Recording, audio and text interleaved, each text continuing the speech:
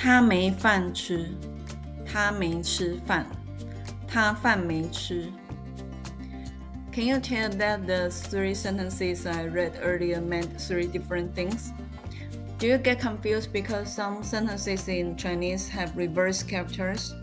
If you are learning this concept for the first time, you might have trouble understanding it because Chinese sentence structure may be very different from your languages. Please do not be worried because many Chinese native speakers can only use but not explain these sentences. Many linguists define the kinds of Chinese sentences in the same way that I did for you. As you are not a native speaker, the linguistic explanation will help you quickly grasp the principle of Chinese sentences. The topic we'll be discussing is somewhat more challenging than the ones before it. But if you take the steps I outlined in this video, you will realize it. The first two reverse character pairs were discussed in the last two videos, both with correlated and unrelated meanings. If you haven't seen them, you can do so by clicking the link in the video's description. We'll go over the various meanings demonstrated by reverse character sentences in this video. The sentences or phrases in this section are much more complex than those in the previous two videos. Now we're getting to today's topic, reverse character phrases and sentences.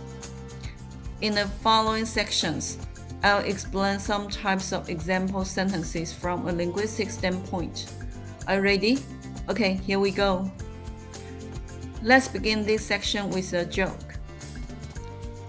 A woman went to a medical center to have her breast augmented, but she was concerned. So before she got her breast implants, she asked the doctor what would happen to her afterwards. The doctor predicted 4 outcomes. The first predicted result is 不大一样, slightly different. The second predicted result is 大不一样, very different.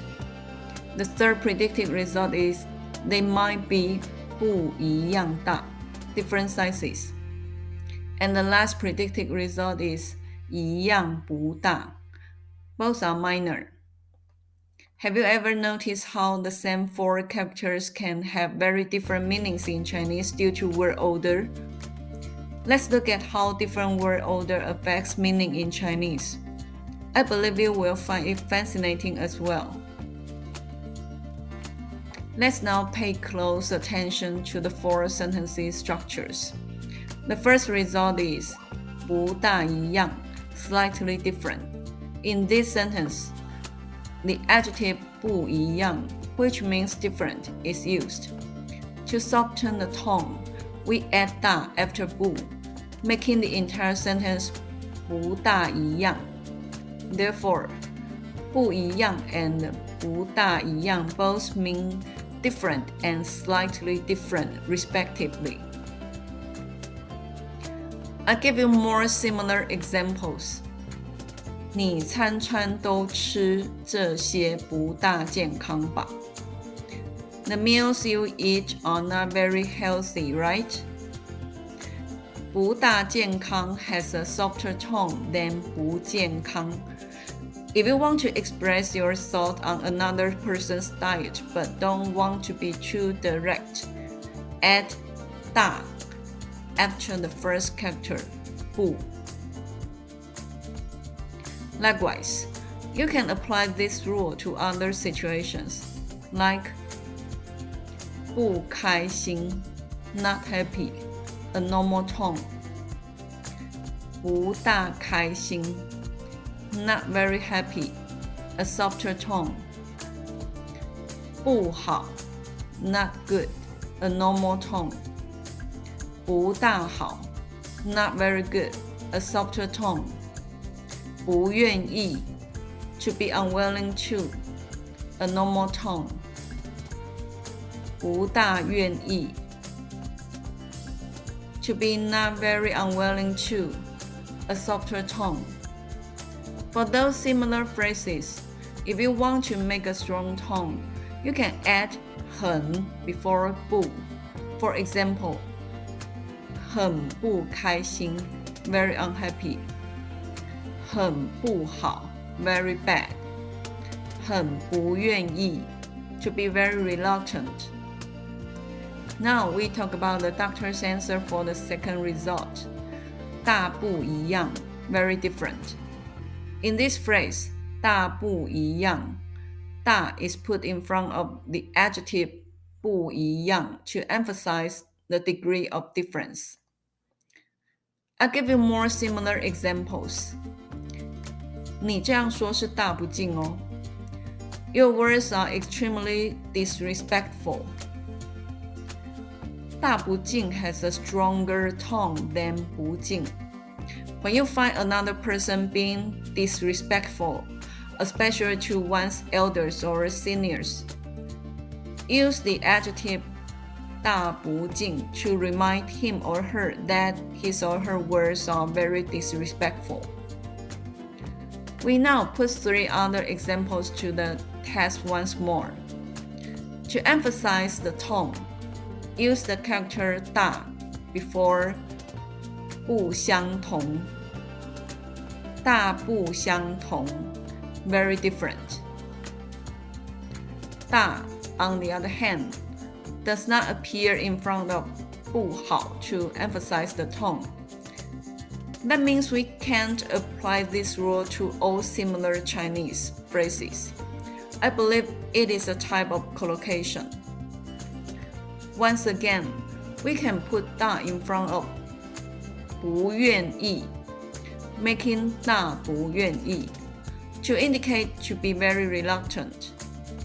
This test has taught us that not all negative adjectives or verbs led by the negative characters 不 can have the tone-enforcing word 大 in front of them. The third diagnosis the doctor gave the woman was 不一样大, which translates to with different sizes or differently sized. The meaning of the character 大 in this sentence is sized, not its literal meaning of big. In this example, the adjective 不一样 modifies the noun 大, which means sized, and is translated as differently sized. The adjectives or adverbs that follow 不一样 are frequently words that relate to measurement, such as 大 representing size, 快 representing speed, 长 standing for length, and 深 representing depth. This will be discussed in a subsequent unit. I'll give you more similar examples. 这两条裤子不一样长. The length of these 2 pairs of pants differs. 长, whose original meaning is long, stands for length in this case. The adjective 不一样 different modifies the character 长 length. Let's look at more examples. 一样大 with the same size shows the same degree of size. 不一样大 not with the same size, showing different degrees of size. 一样长 with the same length shows the same degree of length. 不一样长 not with the same length shows different degrees of size. 一样快 with the same speed shows the same degree of speed. 不一样快 not with the same speed shows different degrees of speed. The last result from the doctor is 一样不大. Both are minor. The term 一样不大 is derived from the phrase 一样大 with the same size, to which a negative character 不 not is added in front of the final adjective of adverb. The negative character 不, which literally means not, is used in this phrase to negate the following adjective or adverb. In this case, the negative character 不 is placed in front of 大 big. The term 不大 means not big. I give you more similar examples. 这两兄弟一样不高。Neither of the two brothers is tall. An adjective or an adverb is usually placed after 一样 to show the same degree. For example, 一样高 the same tall. 一样深 the same deep. 一样长 the same long. 一样快 the same fast. However, if you want to make them negative, you can add the negative character 不 not in front of the adjective or adverb. Now look at more examples. 一样大 with the same size, showing the same degree of size. 一样不大 indicate neither or none of them is big. 一样长 with the same length, shows the same degree of length. 一样不长 indicates neither or none of them is long. 一样快 with the same speed, indicate the same degree of speed. 一样不快 neither or none of them is fast. Have you ever noticed how the same four characters can have very different meanings in Chinese due to word order? Let's look at more examples to learn how different word order affects meaning in Chinese. I believe you will find it fascinating as well. Now, we're looking at the next interesting examples that show the effect of different character orders. 他没饭吃 He has no food to eat. 他没吃饭 He skipped meals. 他饭没吃 He didn't eat rice. Look at the rule for the first one. We can use the sentence pattern. A subject plus 没 plus a noun plus a verb, which means as, have or has, know, and to be. Firstly, we look at the first sentence. 他没饭吃 He has no food to eat. You can put any kind of food which can be put after the verb 吃 between the two characters 没 and 吃 to indicate one does not have that food to eat. Other examples are 他没点心吃 He has no snacks to eat. 他没糖果吃 He has no candy to eat. You can also use it with other verbs such as 喝 to drink to demonstrate that one does not have something to drink. Any drinkable food can be placed between 没 and 喝, like 他没水喝 He has no water to drink. Another example is 他没事做 He has nothing to do. Do you think the logic and word order used in these sentences are similar to those used in English? So you can understand this type more easily, right? Look at the rule for the second one. We can use the sentence pattern. A subject plus 没 plus a verb, which means one didn't do something. Look at the sentence. 他没吃饭 He skipped meals. Or he didn't eat meals. To indicate that he skipped one or more meals, the verb 吃饭 is added after 他没. To demonstrate that one did not do something, place any verb after the negative character 没. Look at other examples.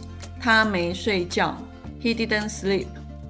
我没读书 I didn't study.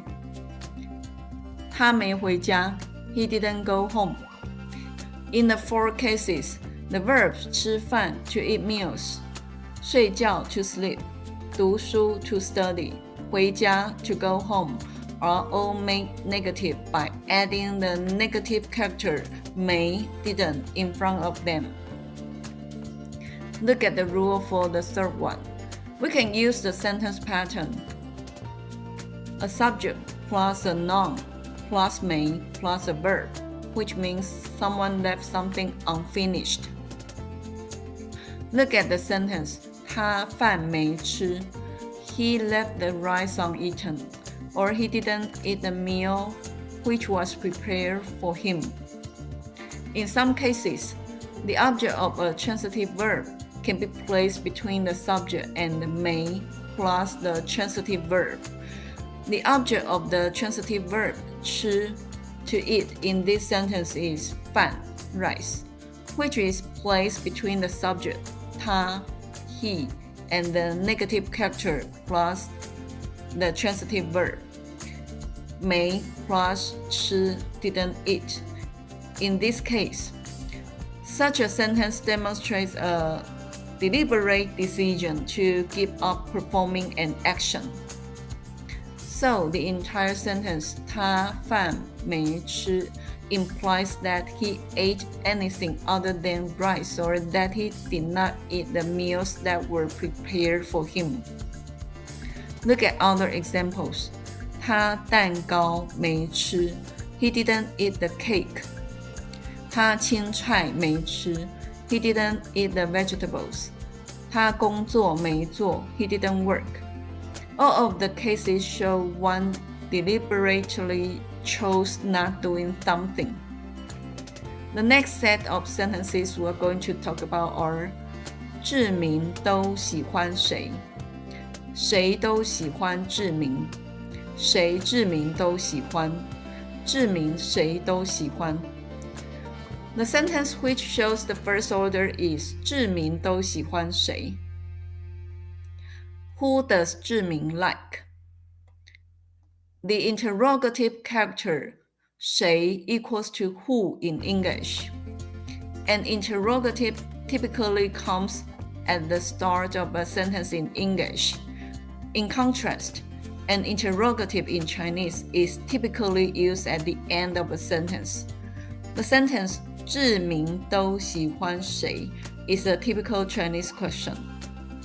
The second type of sentence with a different order is 谁都喜欢志明 Everyone likes 志明 In this sentence, the originally interrogative 谁 is no longer an interrogative, but a subject. It is placed at the beginning of a sentence to indicate everyone, but not who. As a result, 谁都喜欢志明 is not a question. 都喜欢 is the verb, and 志明 is the object. Consequently, the sentence 谁都喜欢志明 is not a question but a statement to indicate that everyone likes 志明. The third type of sentence with another different order is 谁志明都喜欢志明 likes everyone. In the sentence, the character 谁 everyone is the topic of the sentence, and the rest of the sentence 志明都喜欢 is the comment. So the whole sentence means everyone is the theme when people talk about what 志明 likes. In other words, it means 志明 likes everyone. This type of topic comment structure is common in Chinese sentences. This type of sentence structure is more difficult for non-native speakers. In the future, I will create a separate unit to go over it in depth. The fourth type of sentence with another different order is 志明谁都喜欢 This ambiguous sentence has two meanings, each of which refers to one of the previous two types. 志明 likes everyone, or everyone likes 志明. As we mentioned in the previous section, Chinese is a topic prominent language. In Chinese, a subject is optional, whereas a topic is obligatory. In Chinese, the noun at the beginning of a sentence can be the sentence's subject, which is also its topic, or it can be the sentence topic alone. In this sentence, 志明谁都喜欢志明 is the subject of the sentence. 志明 is the doer, and he likes everyone. And the characters 谁 means everyone. In this sentence, 谁 is the topic in the final part. 谁都喜欢. In the subject's mind, that is, in 志明's mind, the comment he gives to the topic everyone is that he likes. When 志明 is the topic, the rest of the sentence 谁都喜欢 is the comment. So as for the topic, 志明 the comment is that everyone, the subject, likes. And the sentence means 志明 is liked by everyone. The content we talk about today is more tricky than ever. I hope you understand what we talk about today. If you have any questions, please leave a message and I will do my best to respond. To learn how to use reverse character sentences in every circumstance, watch the video several times and go over it again if you are having trouble understanding this section. I think you'll be able to keep them under control. The next topic we're going to talk about is two character compounds. Part 1, synonymous compounds. If you want to learn more about this issue, please follow my channel and watch my next video on next Wednesday. I upload my videos on Wednesdays. Thank you for sticking with me until the end. See you again soon.